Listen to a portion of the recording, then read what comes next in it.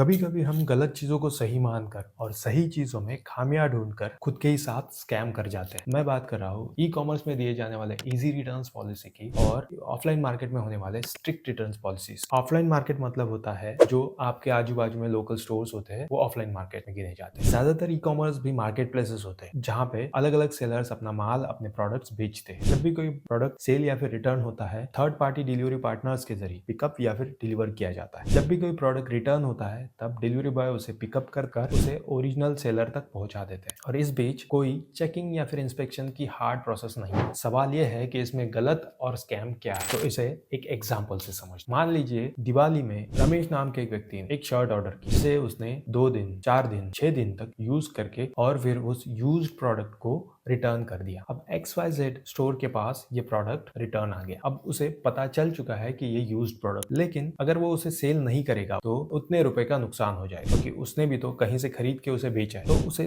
थोड़ा बहुत फ्रेश करने के बाद उसे फर्दर सेल कर देता है और आप जैसे, हम जैसे लोग उसे फिर खरीद लेते हैं। अब यहाँ पर रमेश की तो बल्ले बल्ले हो गई, लेकिन आप जैसे, मुझ जैसे लोगों के साथ स्कैम हो गया। आपको पता भी नहीं चला, मुझे पता भी नहीं चला। ग्लोबली एपरेल इंडस्ट्री में 20 से 30% तक के रिटर्न्स होते हैं और भारत में यह आंकड़ा 25 से 45% तक होता है, जिसमें से 20% तक लगभग यूज प्रोडक्ट होते हैं। अगर सेलर्स पॉइंट ऑफ व्यू, इसे लॉस मेकिंग रिटर्न्स कहते हैं। दूसरी तरफ ऑफलाइन मार्केट में यह प्रोसेस सीधी और सरल है। जितने भी स्टोर ओनर के पास रिटर्न्स आते हैं वो जेन्युइन होते हैं। इन केस कोई सस्पिशियस या फिर यूज्ड रिटर्न आ भी जाए तो यहाँ पर मैक्सिमम केसेस में स्टोर ओनर्स उस प्रोडक्ट्स को खुद चेक या फिर इंस्पेक्ट करते हैं, तो वो रिटर्न ऑन स्पॉट रिजेक्ट किया जाता है और आपके साथ कोई स्कैम होने से आप बच जाते हैं। मतलब आपको कोई यूज्ड प्रोडक्ट स्टोर्स में मिलता ही नहीं। मैं ऑनलाइन के खिलाफ नहीं हूँ, लेकिन ऑफलाइन की कुछ अच्छाइयाँ बताना मैं जरूरी मानता हूँ। आपकी राय और अभिप्राय जरूर कमेंट में लिखें और अपने कस्टमर्स, बिजनेस फ्रेंड्स तक, अपने कलीग्स तक ये वीडियो जरूर शेयर कीजिए। तो जाते जाते